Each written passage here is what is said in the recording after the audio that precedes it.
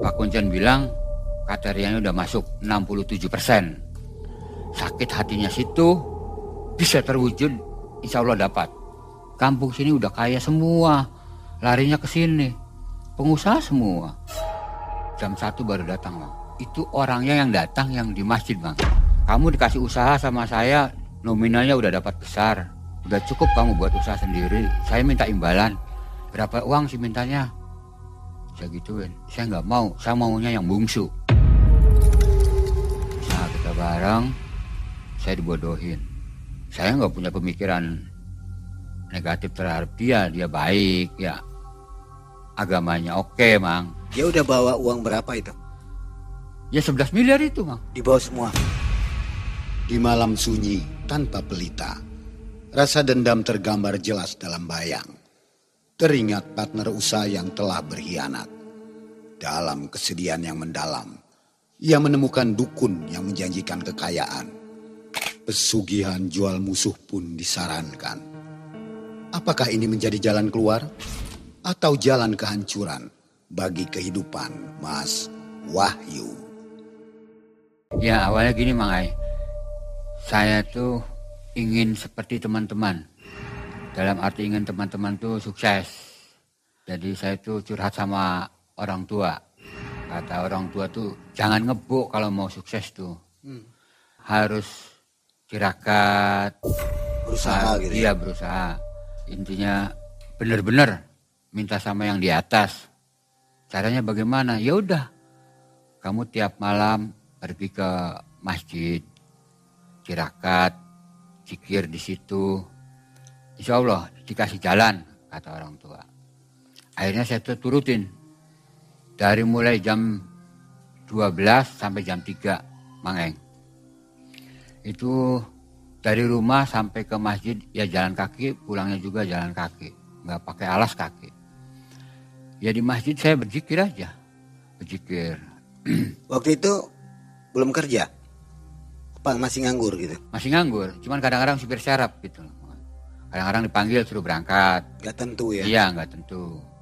Akhirnya saya tuh berzikir di situ 41 hari, baru 32 hari saya digoda terus.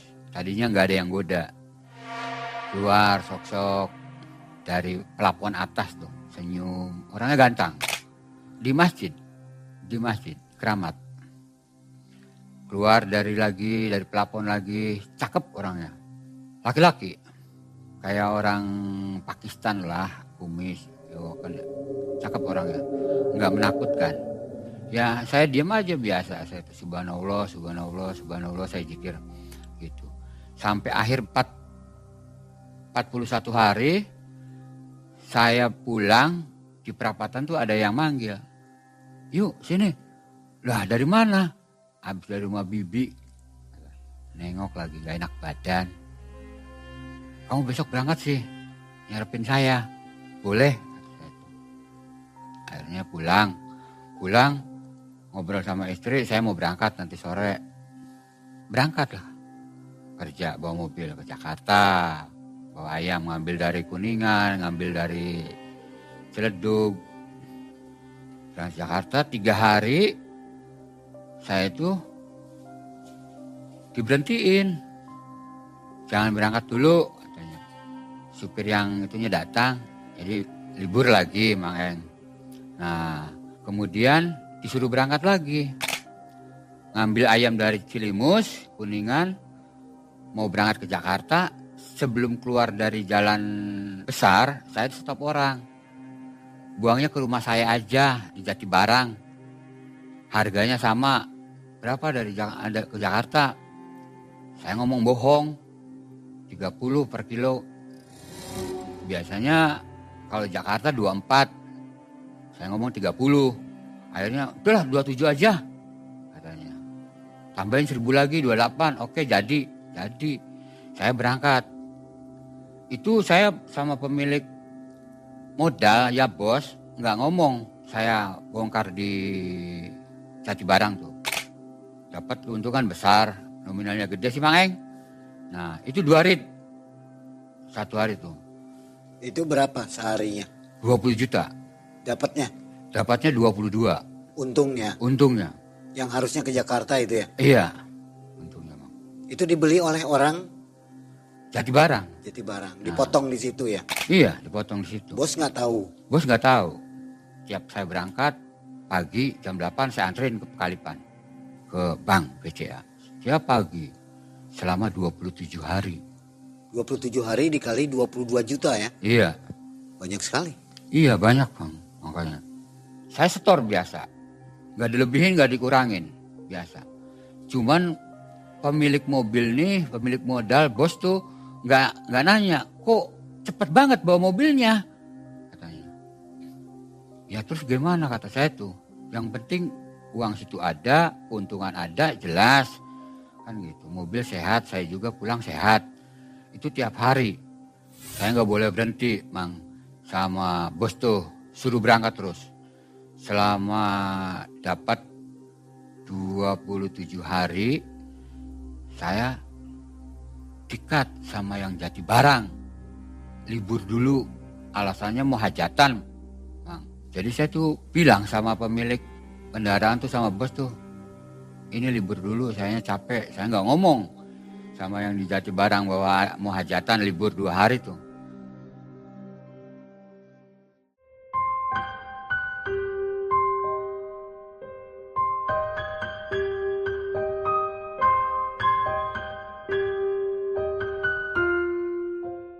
Saya libur, nah kemudian saya tuh ngebel yang di Jati Barang tuh.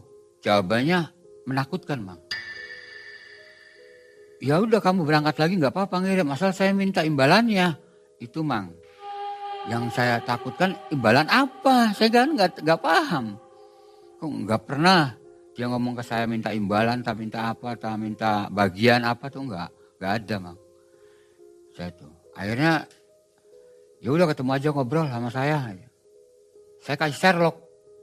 Malam saya kasih Sherlock tuh habis Isya. Itu jam 11 datang Mang. Mau jam 12 tuh. Saya di teras sendirian, hujan rintik-rintik. Kok gak datang-datang? Sampai jam 12 lewat. Jam 1 baru datang Mang. Itu orangnya yang datang yang di masjid Mang. Yang di masjid, yang dari pelapon nongol kepalanya gini Mang. Yang senyum. Datangnya orang ini. Ngobrol. Tapi dia gak mau duduk Mang, berdiri aja. Kamu dikasih usaha sama saya berapa hari, nominalnya udah dapat besar. Udah cukup kamu buat usaha sendiri. Saya minta imbalan. Imbalannya apa? Sok tinggal bilang aja saya kasih. Berapa uang sih mintanya?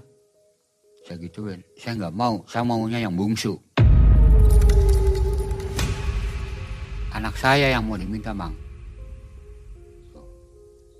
Ya saya nggak mau. Anak saya yang diminta yang bungsu. Saya punya anak dua-duanya cewek semua Mang. Mau diambil satu. Yang pintar lagi. Jadi akhirnya negosiasi minta anak nggak mau. Ya udah saya ambil lagi uang kamu. Ya udah nggak apa-apa. Sedangkan uang saya di bank Mang. Silakan ambil uang saya. Saya mau kasih sok. Asal minta uang saya kasih. Tapi kalau minta bungsu saya nggak mau. Itu datangnya gimana Pak? Nggak tahu datangnya Mang. Tahu-tahu di depan saya. Nggak tahu datangnya dari jalan pakai motor atau pakai mobil nggak ada. Itu. Tapi wujudnya manusia biasa. Manusia biasa. Cakep orangnya, nggak menakutkan. Ya udah, saya nanti kamu ambil uangnya.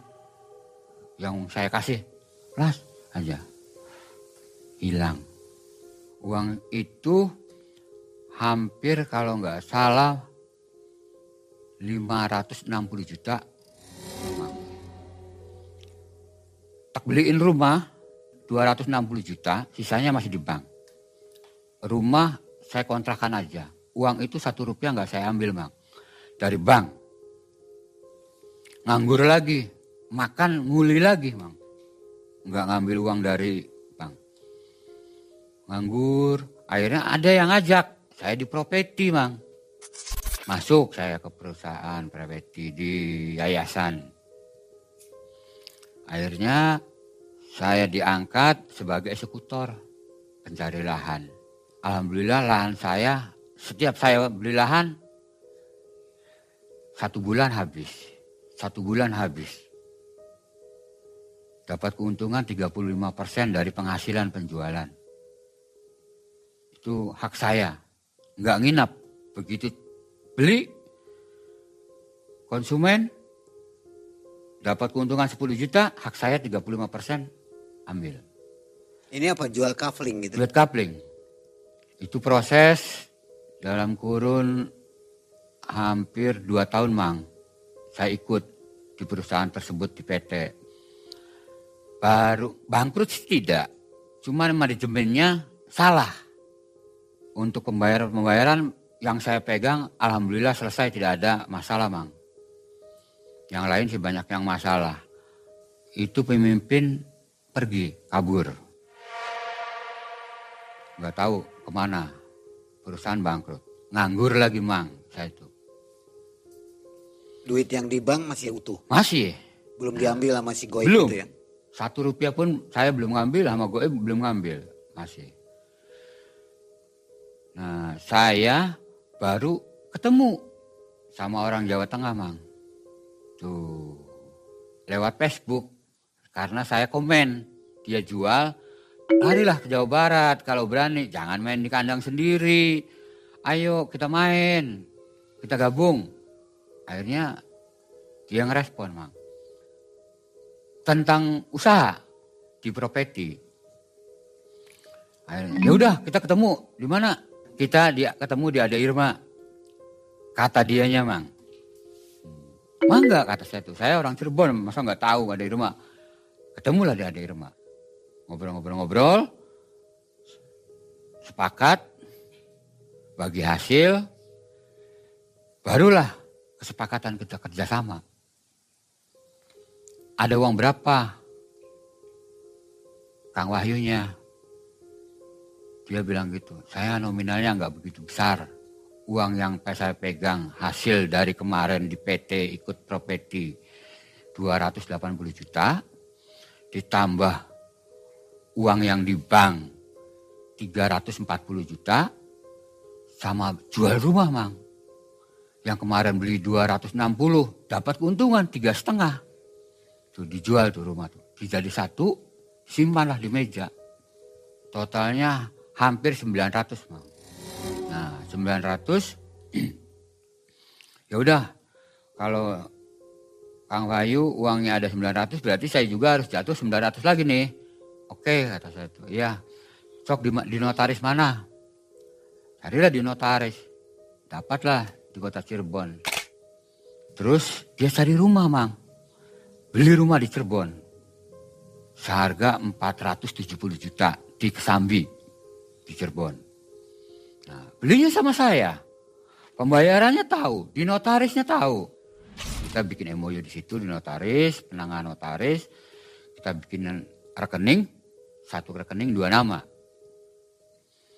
Akhirnya sepakat, uang disimpan di notaris, kita baru eksekusi lahan. Itu awal pertama, Mang, saya eksekusi kayak orang kesurupan. Proyeknya di mana ini? Di Gamblang. Masih di Cirebon? Iya, di Cirebon, kabupaten. Saya beli lahan, 1 bulan habis. Beli lagi di Pamuragan, 1 bulan habis, Mang. Di Sendang Laut, 1 bulan habis. Sampai terus 18 titik eksekusi di Sumber, Mang. Itu luas 2,7 hektar, Mang. Bayar cash. Nominal 6 miliar. Dalam waktu 3 bulan, 4 bulan jalan habis, Mang. Rezeki saya, alhamdulillah. Terkumpullah uang tersebut. Kita ngobrol berdua di Amare, Cipto. Terkumpul berapa itu? 11 miliar 26 juta, Mang. Plus modal? Plus modal. Totalnya ya? Total. Kang Wahyu ada uang 11 miliar 26 juta. Ya udah kita ambil yang 26 juta aja, kita bagi 2, 13 jutaan. Yang 11 miliarnya buat modal lagi. Katanya kita punya program di Tasik atau di Ciamis buat pengembang lagi. Ya udah, baru nginjak 20 saya mau eksekusi lahan di Plumbon. Dia nyalip. Saya mau di Kecapi di kota Cirebon. Mau beli luas 2 hektar punya 1 orang. Orangnya enak. ITJ-nya nggak gede. ITJ itu ikatan jual beli Mang, DP. Gitu. Temponya bagus, 9 bulan. Sedangkan saya cuman 1,2 hektar lahannya. Ya udah saya ngalah Mang. Dia dulu. Tapi dia menyelonongkan surat selembar itu tidak ada format. Di situ ada tanda terima saya aja. Saya suruh tanda tangan. Blank kertas kosong, saya suruh tanda tangan. Dan itu kebiasaan Mang. Saya juga kalau mau eksekusi lahan, saya minta tanda tangan dia. Dia tanda tangan, stempel gitu. Saya nggak punya pemikiran negatif terhadap dia. Dia baik, ya agamanya oke Mang. Istrinya soleh lah intinya. Keluarganya Abi sama Umi. Enak lah dipandang riwayat keluarganya. Nggak nyangka gitu Mang. Dapat 3 hari, kok nggak ada laporan ke saya. Format nominalnya yang 2,7 hektar nih kata saya tuh. Saya bilang nggak aktif Bang. Loh nggak aktif. Waduh kata saya tuh. Ya udah pikir buat larang kali lagi dicas. HP mati. Kalau kuota nggak mungkin. Nggak ada, pasti ada. 1 minggu saya bel lagi, nggak aktif lagi. Saya datangin ke rumahnya. Rumah kok ada yang lagi ngecat. Pikir saya rumah baru udah dapat ngecat waktu beli itu ya. Belum lama. Sekarang dicat lagi. Nah, cuman saya nggak nanya Mang. Diam saya tuh. Balik lagi saya ke rumah. Dapat lagi 1 minggu lagi saya cek lagi. Dibel masih nggak aktif sih rumahnya. Itu udah nggak ada yang kerja. Ada yang lagi sapu. Saya nanya, Bu, kalau Mas Yono kemana ya? Mas Yono siapa ya Pak? Ini kan rumah teman saya Mas Yono. Ini rumahnya Pak Haji, itu rumah yang depan ya. Hah? Rumah Pak Haji? Iya. Ya Bapak kesana aja, itu Pak Hajinya ada itu. Lagi midang sama istrinya di teras. Akhirnya saya samperin. Assalamualaikum, waalaikumsalam. Pak Haji punten mau nanya, iya. Kalau itu kan rumah teman saya Pak Haji, waktu pembeliannya juga saya tahu. Saya tadi nanya sama Mbak itu, katanya rumah Pak Haji. Saya barusan di setengah bulan beli rumah itu. 600 juta, kata Pak Hajinya. Saya kaget. 600 juta, kok Yono nggak bilang-bilang ke saya rumahnya dijual mau pindah tuh ya. Dibel lagi, nggak aktif lagi. Nomor yang Anda tuju sedang tidak aktif atau berada di luar servis area. Wah, saya berangkat sama istri ke Jawa Tengah. Dicek ke rumahnya Bang. Itu di rumahnya juga sama kosong Bang. Dia udah bawa uang berapa itu? Ya 11 miliar itu Bang. Dibawa semua? Ya itu. Jadi pemalsuan dokumen itu pelimpahan Bang. Surat kuasa. Itu yang dibikinnya. Saya dicek ke rumahnya utuh. AC, tempat tidur, kulkas, meja kursi, komplit Bang. Tahu alamatnya ya? Tahu, sering ke rumahnya gitu. Cuman mobil aja yang Pajero-nya yang nggak ada Bang. Sama dia yang nggak ada. Kalau rumah sih masih komplit, sendok garpu juga masih ada di rumahnya tuh. Saya mampir ke saudaranya. Nggak tahu ya. Nggak pulang-pulang, rumahnya sih ada sih. Belum pindahan. Gitu. Dibel dari situ. Sama saudara suruh ngebel. Nggak aktif sama Bang. 2 hari saya nginep di situ. Akhirnya pulang. Pulang nggak ke rumah, langsung ke notaris Bang. Ke notaris, jebak notaris. Loh, kok Pak Wahyu ada masih di sini? Katanya di Tasik. Kemarin dananya diambil semua sama Mas Yono. Aduh ya Allah, saya nggak bisa berkutik Bang. Kayak orang kapi tenggengan kalau orang Jawa ya. Bahasa Indonesianya itu apa namanya itu? Kapi tenggengan tuh. Shock gitu? Iya shock. Pak notaris bilang, inilah datanya Pak Jojo, pelimpahannya. pengambilan uang hak dari atas nama 2 rekening ke 1 rekening, Bang. Diambil. Saya cek ke banknya, iya. Dari rekening kita 2 dimasukkan ke istrinya kelempar lagi, Bang. Wah, ya udah saya ketipu. Ya udah, kata saya tuh, berarti ini belum milik saya. Saya pulang merenung, saya teringat, Bang, yang awal. Uangnya akan saya ambil. Dunia akan saya ambil lagi. Karena situ udah dibantu sama saya minta imbalan gak ngasih. Itu, Mang. Di sini harta udah hilang ya? Udah hilang, Mang. 0. Habis sudah? Habis. Rumah habis? Habis. Dijual untuk kita patungan sama teman. Saking stres, banyak ngelamun, kerjaan gak punya, lari ke masjid, Bang. Ketemulah sama Mang Dul di masjid. Saya lagi duduk melamun, Mang Dul nyandar sakat tiang tuh samping saya.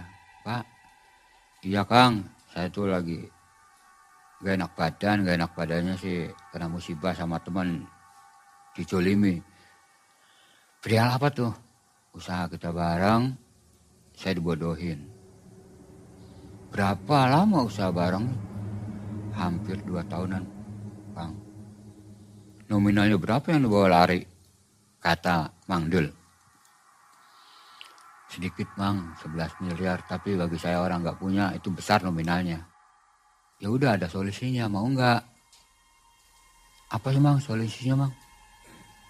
Ya dijual aja dia, biar situ uangnya dapat lagi kembali, terus bisa buat usaha lagi. Makanya jual apa, Mang? Dia dikasihin, wadalin, baru nanti kamu dapat uang. Di mana, Mang? Ada. Wilayah mana, Mang? Masih wilayah Cirebon, kabupaten. Ya, Mang, boleh saya antar. Diantarlah sama dia, Mang.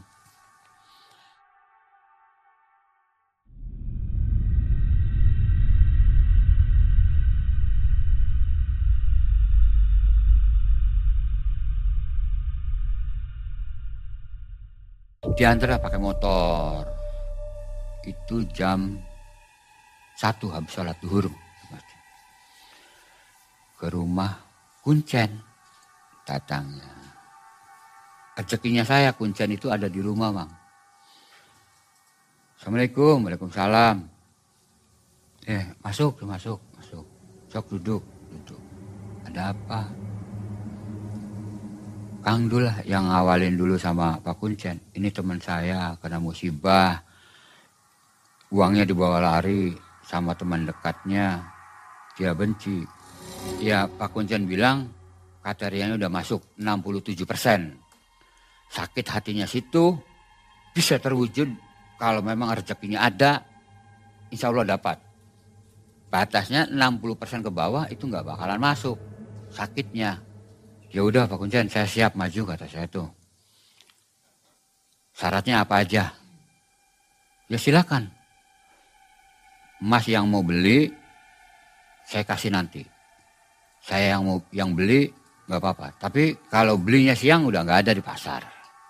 Harus pagi-pagi, subuh belanjanya. Kalau siang baru beli minyak sama mandatnya katanya.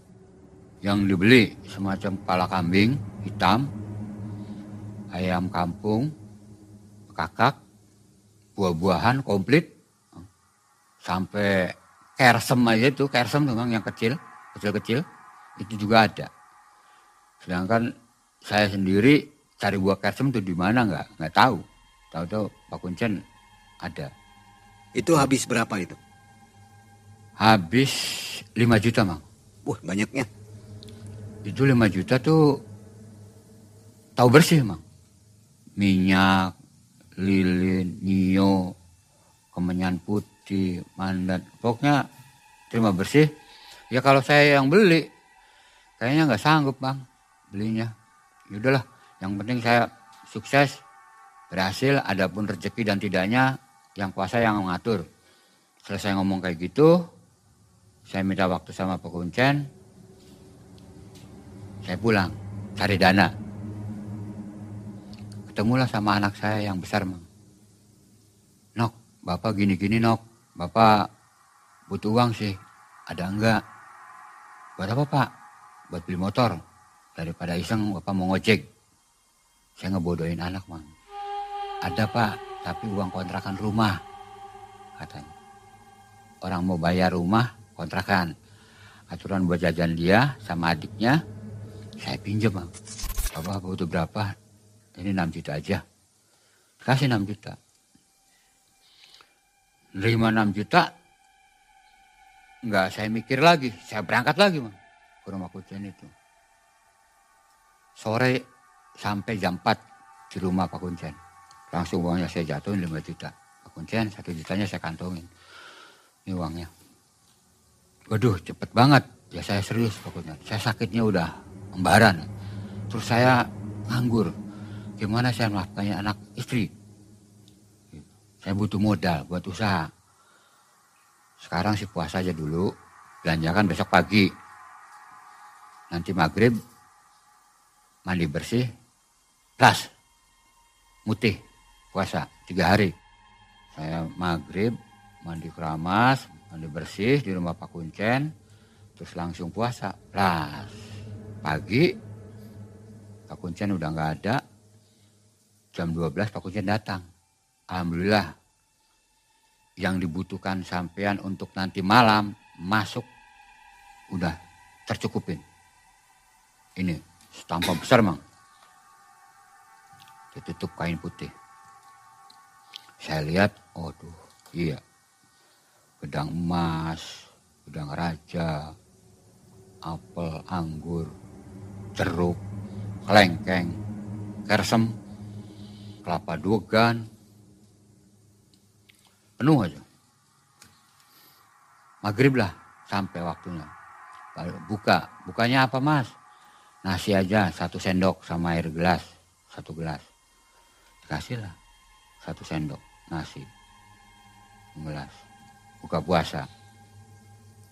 Nanti jam 10 kita masuk. Saya antar di lokasi. Iya Mbah. Jam 10 saya diiring Mang. Depan 2 bawa tanpa orang 2, belakang Mbak Kuncen sama temannya di belakang saya. Saya di tengah. Itu ditoang Mang, di tengah sawah. Cuman ada gubuk aja kecil untuk saya berteduh. Tapi saya berdiri tuh nggak tersentuh oleh kepala. Malam pertama dari mulai duduk sampai jam 12 tuh nggak ada yang nongol Mang. Terus hadir.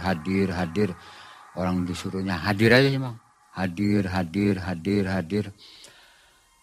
Teng. Bunyi kenengan 1.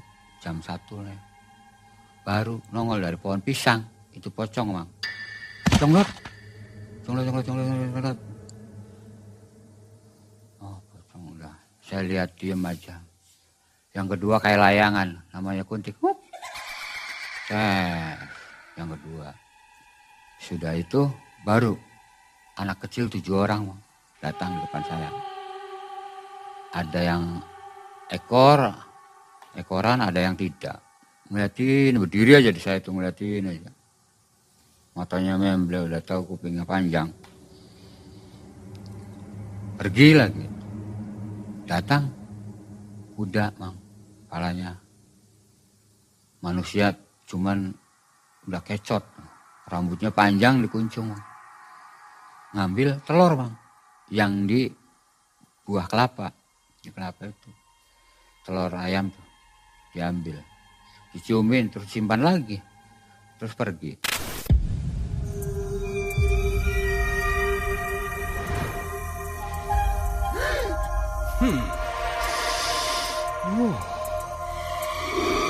Jam 3 lewat nunggu, nggak ada. Apa kali nggak datang. Hadir. Sampai adzan Mang, baru saya pulang bangun. Ngomong saya sama Kuncen, mau berangkat ngantar saya ke lokasi. Tolong saya yang kira-kira dapat sih Mbak. Mbak mau apa saya akan turutin. Saya nggak minta uang apa-apa, kata Mbak itu. Sok mau apa, mau kampung ini minta apa, saya tak turutin kata saya.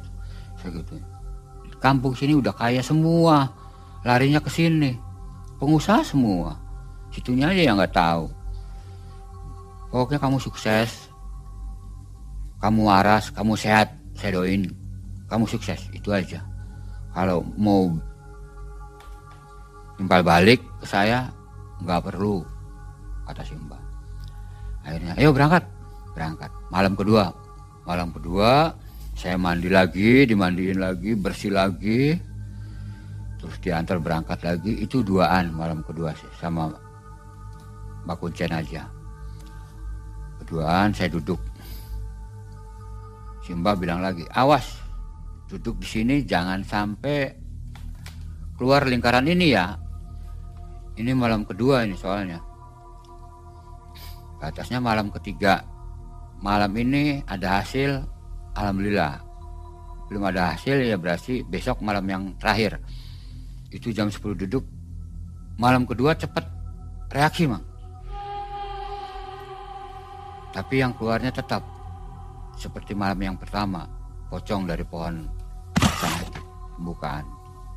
Malam yang pertama 1, yang malam keduanya 3 pocong. Tongol. Itu 3 tuh berdiri di depan saya, Bang. Pocong tuh. Berdiri aja. Ada 10 menit Bang berdiri tuh. Saya nggak takutin dia meludahin saya, Bang. Itu saya takutin. 10 menit dapat, pergi, selung 3 tuh. Barulah hujan. Tapi hujan bukan air yang turun, pasir yang turun. Pras, pasir. Hadir. Enggak kecil, malahan saya suara kerasin. Hadir. Bunyi teng, jam 1, masih sore. Itu kedengeran jam di mana? Bunyi tiang listrik, Bang. Oh, tiang listrik. Iya, ditabuh sama masyarakat tuh, Bang. Kampung sebelah sana. Hansip biasanya. Ya, hansip. Iya, teng. Gitu. Itu bunyi tandanya jam. Jam 1. Melihat ke depan, ada orang datang, kata saya tuh. Apa ya? Bawa lilin sih. Wah, bawa lilin. Datang, tambah besar kayak bola. Tambah besar. Sampai mendekat seperti drum, Mang. Itu api, panas pati, Mang. Terasa ke badan saya tuh. Aduh, panas banget. Gerah, panas. Saking saya takut panas pati itu nabrak saya. Sampai saya tuh jongkok, Mang. Mang nggak mau kalau mau makan. Saya gitu, Mang. Saya jongkok kayak gitu, Mang nggak. Jongkok 3 menit. Saya bangun, udah pergi. Saya kayak bola lagi.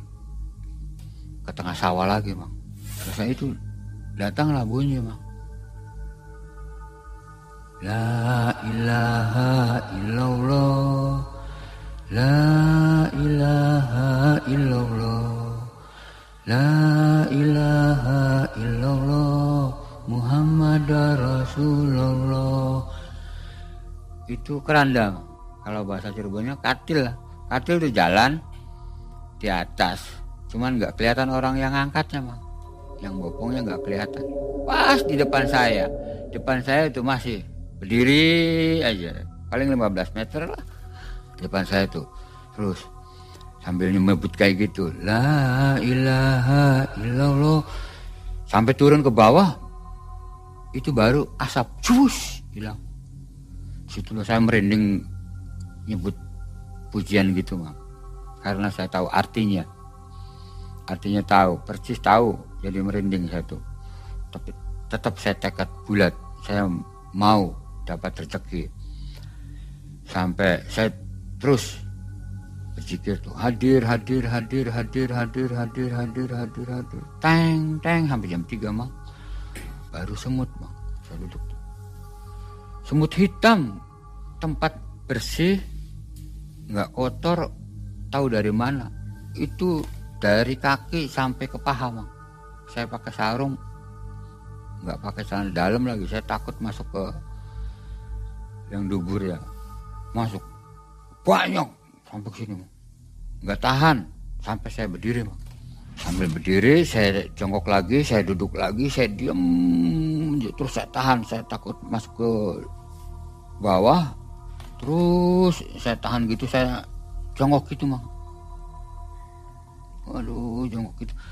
Begitu saya dilihat, ada kaki Mang, depan saya tuh, semut itu hilang. Kaki bagus banget Mang, baunya wangi, sampai sekarang juga wanginya masih kayak tercium Mang. Nggak lupa lah wanginya. Itu orang bener-bener ganteng, pakaiannya baju wibawa, pakai mahkota tinggi. Saya begitu ngeliat gitu, saya langsung gini, nada ampurae Kang, kula nada ampurae. Saya sambil gitu, terus saya menyebut nada ampurae itu, pangampura kula Kang, pangampura kula nada ampurae. Dia nggak ngomong apa kata-kata pun nggak. Lama itu dia posisi berdiri tuh Mang.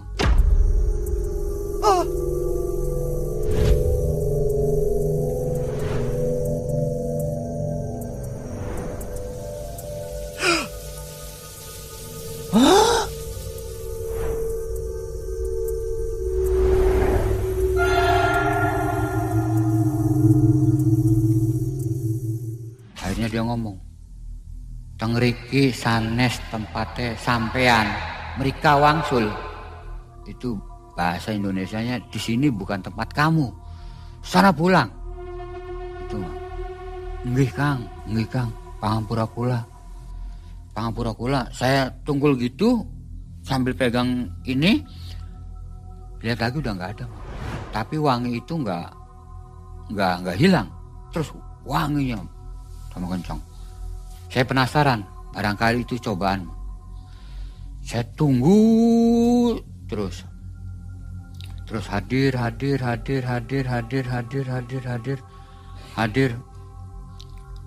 gak kunjung datang hadir. Sampai adzan subuh, astagfirullahaladzim, nangis saya Mang. Begitu adzan subuh, nangisnya membuangi tercium orang yang memberi tahu di sini bukan tempat kamu. Itu bukan perwujudan yang jelek Mang, perwujudan yang bagus, yang istimewa menurut saya. Nggak pernah seumur hidup saya bakal ketemu lagi orang kayak gitu Mang. Tapi saya nggak putus semangat, terus hadir sampai berai Mang, sampai jam 5:30 saya tuh astagfirullahaladzim udah kelihatan embun. Kelihatan. Saya baru bangun tuh nggak selingak sini, langsung aja turun langsung ke rumah, kuncen.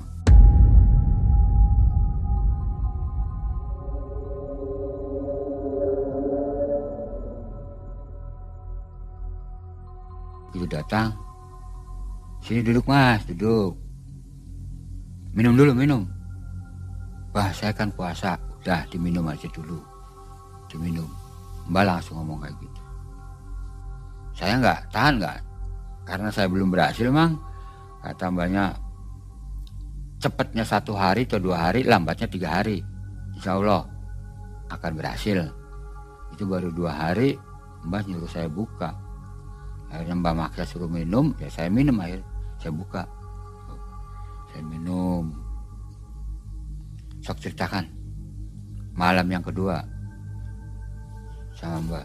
Ceritakan, saya ketemu sama sosok pocong yang seperti awal. Tadinya 1, sekarang 3 Mbah. Cuman ada Banaspati. Banaspati datang segede dream. Itu mendekat saya sampai saya jongkok. Mau makan saya ya silakan, kata saya tuh. Akhirnya enggak, pergi lagi sampai katil Mbah, keranda. Itu nggak ada orangnya yang bawa, jalan. Di depan saya berhenti, semut Mbah, banyak semut hitam. Oh ya itu sih badan kamu, kalau semut sih pori-pori kamu, katanya gitu. Sampai saya cerita semut, terus itu Mbah saya ketemu orang kayak raja, tak kayak wali, tak kayak malaikat, nggak tahu Mbah. Orangnya ganteng, gagah, wanginya merebak, patunya kayak kerajaan Mbah. Lancip gitu, keemasan. Bilangnya apa? Tengriki sanes tempat sampean, mereka wangsul Mbah. Oh, berarti kamu bukan tempatnya di situ. Kamu harus pulang. Jadi gimana Mbah untuk selanjutnya? Kalau kamu tekad, kamu tetap berjuang, ingin mengambil hak kamu, jangan putus asa. Terus maju. Insya Allah dapat, kata si Mbah. Ya udah Mbah, barangkali hari ini dan kemarin saya pertemuan sama Mbah belum diridhoi sama penunggu di situ, sama Yang Maha Kuasa. Saya belum mendapatkan rezeki dari jalan yang itu Mbah. Saya berarti harus pamit dari sini Mbah. Tapi saya nggak kapok Mbah, lain waktu saya mau silaturahmi lagi boleh Mbah? Boleh, kapan aja. Ini nomor telepon saya, kata Mbah. Kamu telepon dari rumah, berangkat jam berapa? Silakan telepon saya. Saya permisi, saya cium tangan Mbah. Saya balik dianterin ojek ke dermaga. Itu di perjalanan pulang aja udah ada gendala, Bang. Ada gendala. Saya kaget. Saya duduk di angkutan umum di bis tuh, Mang. Saya duduk. Jalan lah dapat berapa kilo gitu. Tahu ada orang datang samping saya, Mang. Pluk. Nepuk paha saya. Sabar Mas, nanti juga kamu berhasil. Jangan putus asa. Tetap berusaha. Ya wis ya. Kiri, langsung bilang sama supirnya itu kiri. Turun, Mang. Saya tuh nggak tahu di daerah mana kirinya, turunnya di mana. Turunnya. Tadi pasar, tadi Toang, tadi dekat perumahan, nggak tahu tuh. Saya tuh. Begitu mobil berangkat tuh saya tuh nyebut ya Harja Winangun, nah, gitu. Saya diem. Wah, Harja Winangun berarti tadi turun di mana ya orang tuh? Berarti gagal ya? Gagal, Mang.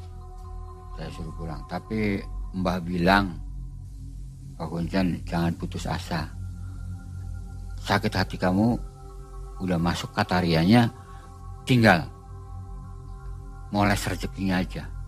Dan yang gendala lagi yang di atas mobil juga mengatakan begitu, jangan putus asa, pasti situ berhasil. Berarti nyoba apa lagi itu? Pesugihan lagi? Belum. Maksudnya supaya berusaha? Iya atau... berusaha, iya jangan putus asa, terus katanya.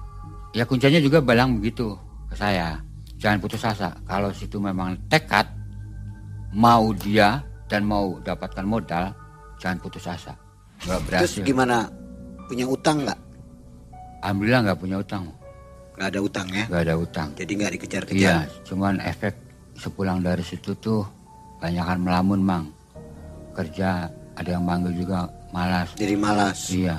Nah itu 2 hari sesudah kita praktek itu, Mang, hampir saya tabrak mobil, Mang.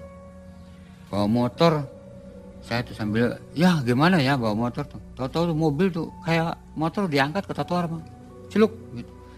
Kalau saya belok kiri, pasti jatuh, Mang. Lari ke kanan, pasti dimakan sama mobil. Itu motor saya tuh diangkat, Mang. Bluk. Gitu. Mobil lewat, terus berapa senti lagi saya kena ini tuh, Mang. Gandengan lagi. Kok gandengan bisa nyalip kolisel, nyalip puso. Gandengan santur banget, Mang. Muatannya penuh.